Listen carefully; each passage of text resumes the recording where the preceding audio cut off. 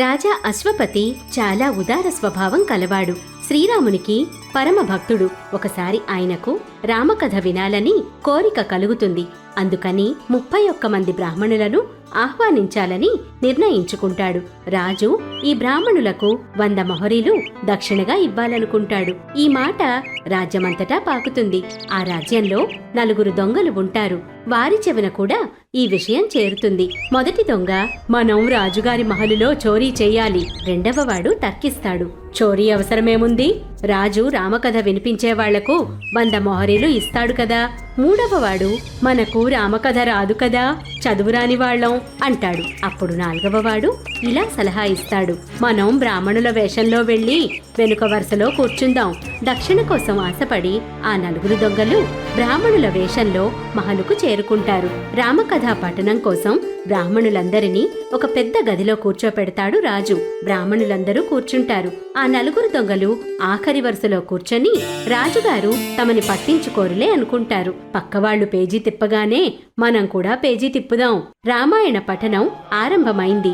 రాజు కొంతసేపు సింహాసనంపై కూర్చొని రామకథా పఠనం వింటాడు. హఠాత్తుగా లేచి అందరికీ వరుసగా నమస్కరిస్తూ గదంతటా తిరుగుతూ ఉంటాడు. మొదటి దొంగ రాజు అలా తిరగడం చూసి నెమ్మదిగా గొణుగుతూ ఉంటాడు. ఒకవేళ రాజు ఏమైనా అడిగితే ఏం చెప్తాను, ఒకవేళ రాజు ఏమైనా అడిగితే ఏం చెప్తాను అంటాడు. ఇది విన్న రెండవ దొంగ, నీకేం గతి పడితే నాది అదే గతి, నీకేం గతి పడితే నాది అదే గతి అంటాడు.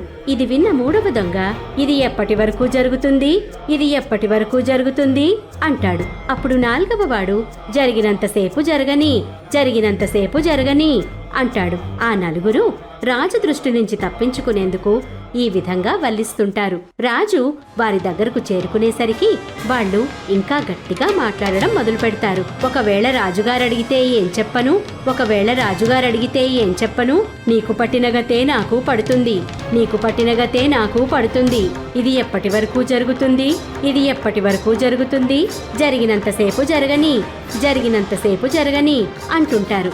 ఇది విన్న రాజు, హే బ్రాహ్మణులారా, నేను రామాయణం చాలాసార్లు విన్నాను, మీరు ఏం చదువుతున్నారు, రామాయణంలో ఇలాంటి మాటలు ముందెప్పుడూ వినలేదే, వాళ్ల పనైపోయిందని, తమకి మృత్యుదండన తప్పదని ఆ 4 అనుకుంటారు. అప్పుడు వాళ్ళు నిజమైన మనసుతో శ్రీరాముణ్ణి తలుచుకొని, ఈ రోజు గనక ఆ శ్రీరాముడు మనల్ని రక్షించాడంటే రామాయణం మొత్తం కంఠస్థం చేద్దాం, దొంగతనాలు మానేసి ఆ రాముడి సేవలోనే గడుపుదాం అని ఒట్టు పెట్టుకుంటారు.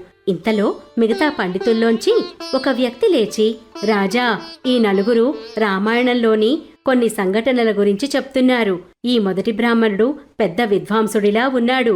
సుమంతుడు సీతారామ లక్ష్మణులను అడవిలో వదిలి అయోధ్యకు తిరిగొచ్చాక ఇప్పుడు రాజడిగితే నేనేం చెప్పను అంటాడు.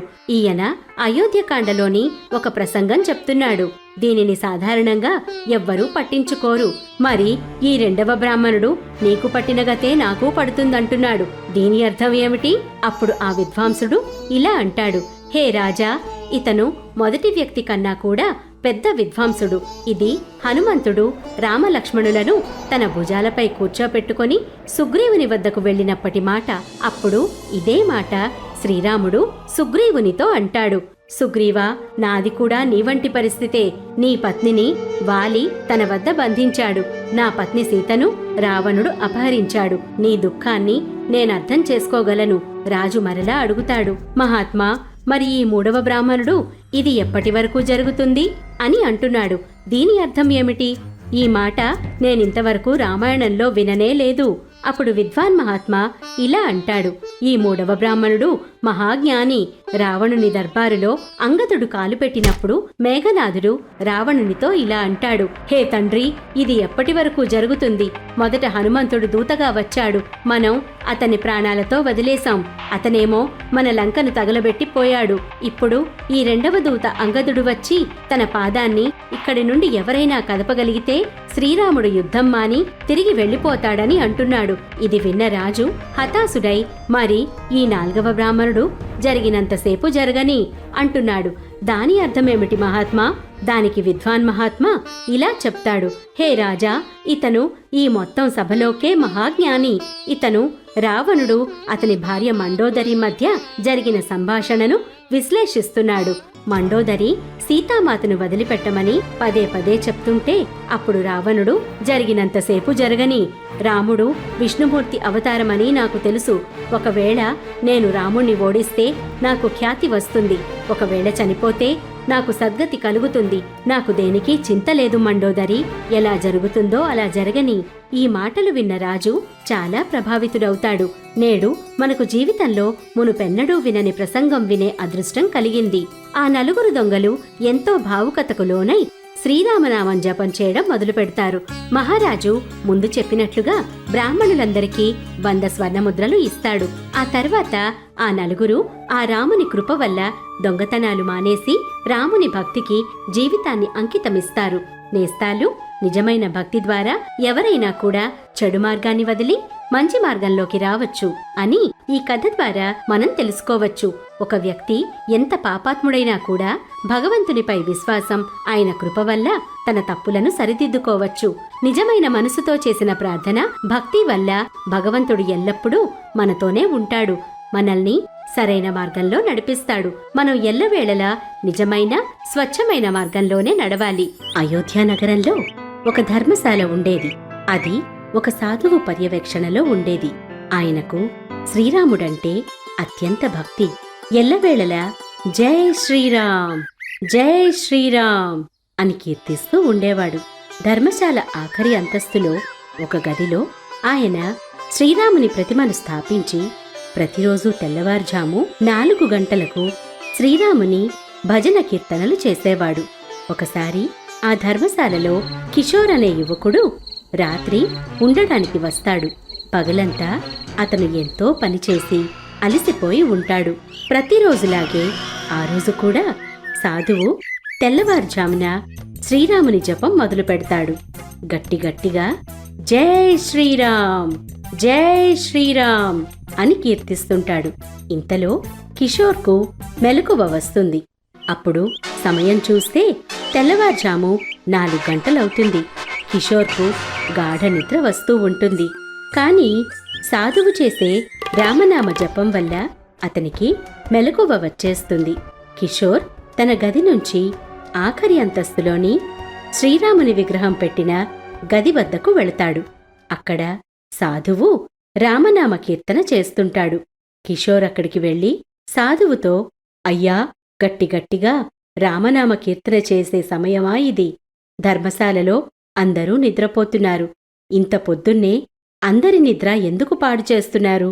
ఇలా రామనామ కీర్తన చేయడం వల్ల మీకేం లభిస్తుంది అని అంటాడు. కిషోర్, నాకేమిటి, మొత్తం లోకానికే తినడానికి ఇంత తిండి దొరుకుతోంది ఈ రామనామ జపం వల్లనే. ఏమంటున్నారు బాబా? నేను కష్టపడడం వల్ల నాకు తినడానికి తిండి దొరుకుతోంది, మీ రామనామ జపం వల్ల కాదు. కిషోర్, నువ్వు ఇంకా అజ్ఞానివే. రామనామ శక్తి గురించి నీకింకా తెలీదు. నువ్వు అనవసరమైన చర్చ చేస్తున్నావు. లోకంలో సమస్త జీవులకు ఈ నామం వల్ల మాత్రమే తినడానికి తిండి దొరుకుతోంది. అలా అయితే ఒక షరతు పెట్టుకుందాం బాబా. నేనిప్పుడే జై శ్రీరామ్ అంటాను. వచ్చే 24 గంటల పాటు నేనేమీ తినను. నా ముందర ఎంత రుచికరమైన వంటలు పెట్టినా నేను తినను. ఒకవేళ ఓడిపోతే ఏం చేస్తావ్? రాముడు నా ప్రమేయం లేకుండా నేను తినేలా చేశాడంటే, ఒకవేళ నేను ఓడిపోతే నేను ఎల్లప్పటికీ మీ శిష్యుడనైపోతాను. మీ నుంచి దీక్ష తీసుకుంటాను. ఇలా అని చెప్పి కిషోర్ అక్కడి నుంచి వెళ్ళిపోతాడు. తన ఇంటికి వెళుతూ కిషోర్ ఆలోచిస్తాడు. ఒకవేళ నేనింటికి వెళ్ళాక అమ్మ బలవంతంగా ఏవైనా తినిపించిందంటే నేను నా షరతు ఓడిపోతాను. ఒక పని చేస్తాను. 24 గంటల పాటు అడవిలోకి వెళ్ళి ఉంటాను. అక్కడైతే నన్నెవరూ చూడను కూడా చూడలేరు, కలవనూ లేరు. ఎవరూ చూడకుండా కలవకుండా ఉంటే నాకెవరూ ఏమీ తినిపించలేరు కూడాను. అడవిలో కూడా తినడానికి ఏమీ దొరకవు. ఇలా ఆలోచిస్తూ కిషోర్ అడవిలోకి వెళ్ళిపోతాడు. అలా నడుచుకుంటూ అతను దట్టమైన అడవిలోకి వెళ్ళిపోతాడు. ఆ అడవిలో ఒక పెద్ద చెట్టుపైన చిటారు కొమ్మనెక్కి కూర్చుంటాడు. కొంచెంసేపటికి ఆ దారి వెంట కొందరు ఆటవికవాసులు వెళ్తుంటారు. వారి నాయకుడు అక్కడే కొద్దిసేపు విశ్రాంతి కోసం ఏర్పాటు చేయమని చెప్తాడు. అక్కడే పొయ్యి వెలిగించి వారి వంటవాడు అందరికోసం వంట చేస్తాడు. దూదెల్లాంటి మెత్తటి రొట్టెలు, రుచికరమైన కూర వండుతాడు. వాటి సువాసన చెట్టుపైన కూర్చున్న కిషోర్ వరకు వస్తుంది. ఈ తిండి నుంచి తప్పించుకోవడానికే నేను ఈ అడవికి వచ్చి ఈ చెట్టుపైన కూర్చున్నాను. చూస్తే ఈ మనుషులు ఇక్కడికే వచ్చి ఇంత రుచికరమైన రొట్టెలు, కూర చేసుకోవాలా? ఇంతలో తన షరతు గుర్తొచ్చి కిషోర్ మౌనంగా కూర్చుంటాడు. వారి నాయకుడు, దారిలో కూడా పనికొచ్చేలా కొంచెం ఎక్కువ వండు. వంట చేసుకోవడానికి ఇలాంటి స్థలం మళ్ళా దొరుకుతుందో లేదో అంటాడు. వారందరూ తిన్న తర్వాత మిగిలిన పదార్థాలను వంటవాడు తర్వాత తినడం కోసం మూటలు కడుతూ ఉంటాడు. ఇంతలో ఒక ఆటవికుడు సర్దార్ వద్దకు పరిగెత్తుకుంటూ వస్తాడు. సర్దార్, గజదొంగల గుంపు ఇటువైపే వస్తోంది అని చెప్తాడు. ఇది విని సర్దార్, వెంటనే మనం ఇక్కడి నుంచి వెళ్ళిపోవాలి. లేదంటే ఆ గజదొంగలు అందినంతా దోచుకొని మనల్ని కొట్టి వెళ్ళిపోతారు అంటాడు. కొంచెంసేపటికి ఆ గజదొంగలు అక్కడికి వస్తారు. చూస్తే అక్కడ వారికి రొట్టెలు, కూర కనిపిస్తాయి. వారిలో కొందరు ఆ భోజనం వైపు వస్తుంటారు. వారి నాయకుడు వారిని వారిస్తాడు. అరే, మతిపోయిందా ఏమిటి? ఈ భోజనంలో విషం కూడా ఉండి ఉండొచ్చు. మనల్ని అంతం చేయడానికి ఎవరైనా ఈ భోజనంలో విషం కలిపి ఇక్కడ పెట్టుండొచ్చు. అందుకే దీనిని తినాలని కూడా అనుకోవద్దు. ఆ వంటల నుంచి మంచి వాసన వస్తుంటుంది. గజదొంగలందరికీ ఆ రుచికరమైన భోజనం చూసి ఆకలి వేయడం మొదలవుతుంది. వారిలో ఒకడు ఆలోచించి ఇలా అంటాడు. ఎవరో ఇప్పుడిప్పుడే వండి ఇక్కడ వదిలి వెళ్లారనిపిస్తోంది. వాళ్ళు అందులో విషం కలపడం మర్చిపోయిండొచ్చు కదా. ఇంత రుచికరమైన భోజనంలో విషం కలిపి పారిపోయేంత ధైర్యం ఎవరికుంటుంది? అప్పుడు వేరొక గజదొంగ అంటాడు. సర్దార్, ఈ భోజనం వండినవాడు ఇక్కడే ఎక్కడో ఉండి ఉండొచ్చు కదా. అలా అయితే ఆ వంటవాడిని ఇప్పుడే వెతకండి. వాడు నాకు కనిపిస్తే వాణ్ణి ఇప్పుడే హతమారుస్తాను. ఇదంతా విన్న చెట్టుపైనున్న కిషోర్ భయంతో వణికిపోతుంటాడు. చెట్టు ఆకులు జోరుగా ఊగుతుంటాయి. కిషోర్ అక్కడ దాక్కుని ఉండడాన్ని వాళ్లు చూసేస్తారు. అతనే పథకం ప్రకారం భోజనంలో విషం కలిపి జరిగేది స్వయంగా చూడడానికి అక్కడ దాక్కుని ఉన్నాడని వాళ్ళు అనుకుంటారు. వాళ్ళంతా కలిసి కిషోర్ను కిందకు దించుతారు. వాళ్ళ నాయకుడు కిషోర్ మెడపై కత్తిపెట్టి అతన్ని అడుగుతాడు. చెప్పు, నువ్వు భోజనంలో విషమెందుకు కలిపావు? కిషోర్ భయపడుతూ, లేదు సర్దార్, నేను అందులో ఎలాంటి విషం కలపలేదు. ఈ భోజనం కూడా నేను తయారు చేయలేదు. ఈ భోజనాన్ని ఎవరో ఆటవికులు వండారు. మీరు రావడాన్ని చూసి వాళ్ళిక్కడి నుంచి పారిపోయారు అంటాడు.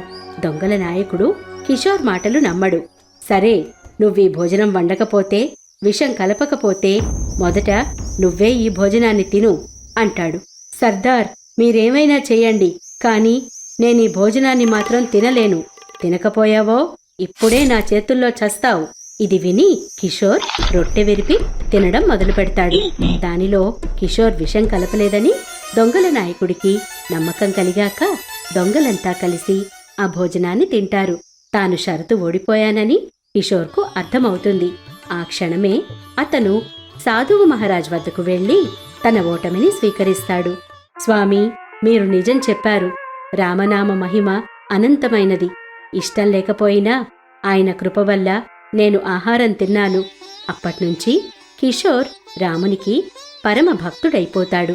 ఆ తరువాతి కాలంలో ఆ యువకుడే బ్రిజ్మండల్లోని ప్రముఖుడైన సంత్ మేలుదాస్జీ మహారాజ్ పేరుతో ఖ్యాతి పొందాడు. నేస్తాలు, ఇప్పటి వరకు మీరు ఈ వీడియో చూస్తున్నట్లయితే మీరు ఏ ప్రదేశానికి చెందినవారో తెలియచేయండి. ఎందుకంటే ఈ సమాచారం మీకు ఇష్టమైన వీడియోలు తయారు చేయడానికి మాకు ఎంతగానో సహాయపడుతుంది.